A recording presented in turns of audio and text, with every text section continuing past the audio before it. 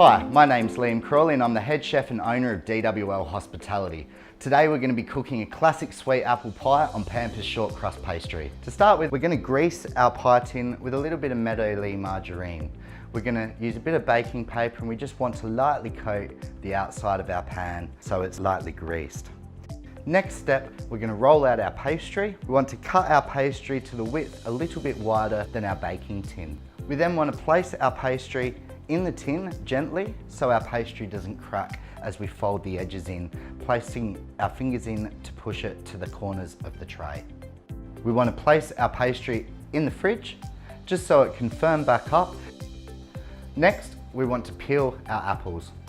We're going to peel our apples, then we want to cut them into 1.5 centimetre cubes.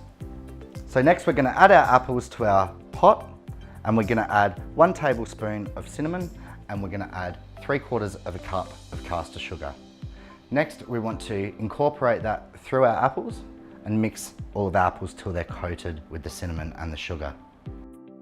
Next, we're going to add 500 ml of water and we're going to cover our pot with alfoil. We're then going to place it on our stove on a medium to high heat for roughly 4 to 5 minutes. We want to strain our apples until they're dry.